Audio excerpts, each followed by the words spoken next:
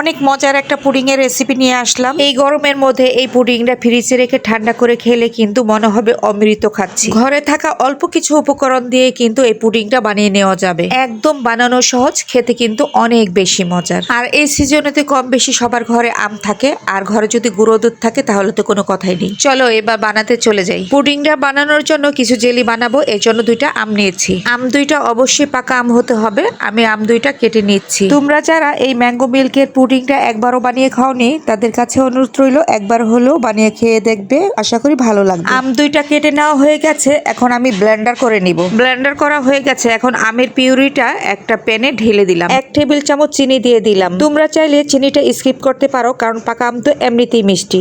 আর দিয়ে দিলাম 2 চা চামচ আগার আগার পাউডার। এখন সুন্দরভাবে নাড়াচাড়া দিয়ে ম্যাশ করে দিব, আর বলক ওঠা পর্যন্ত কিন্তু এইভাবে নাড়াচাড়া করতে হবে। খুবই কম সময় লাগে।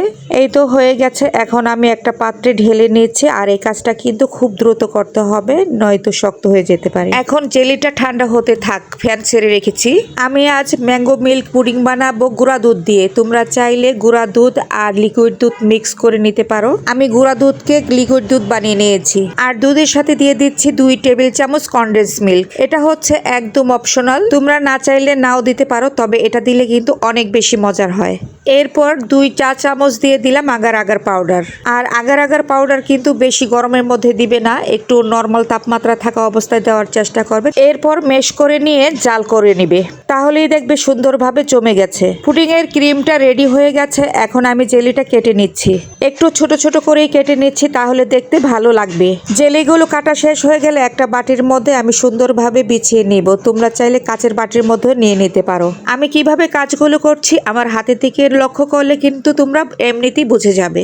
এই তো আমি বাটির মধ্যে জেলিগুলো দিয়ে দিচ্ছি, খুব সুন্দরভাবে বিছিয়ে বিছিয়ে কিন্তু দিয়ে দিচ্ছি, তাহলে দেখতে ভালো লাগবে।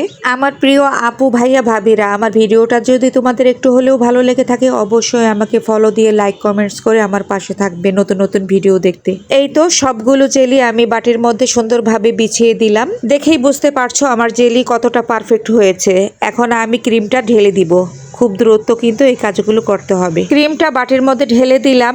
এখন আমি একটু ঝাঁকিয়ে একটু নাড়াচাড়া দিয়ে ক্রিমটা সেট করে নিলাম। ক্রিম ঢালার পর অপেক্ষা করতে হবে এটা ঠান্ডা হয়ে যাওয়া পর্যন্ত। ঠান্ডা হয়ে গেলেই দেখবে শক্ত হয়ে গেছে। এখন আমি এটা তোমাদেরকে ঢেলে দেখাচ্ছি, দেখো এটা কতটা পারফেক্ট হয়েছে, কত সুন্দর হয়েছে। তোমাদেরকে একটু কেটে দেখাই, দেখো কি সুন্দর হয়েছে, মাশাআল্লাহ। খেতে কিন্তু অনেক বেশি মজার হয়েছে। এখন আমি 1 পিস কেটে খেয়ে দেখলাম, অনেক বেশি মজার হয়েছে। বাকিটা আমি ফ্রিজে রেখে ঠান্ডা করে খাবো, আরো বেশি মজার লাগবে।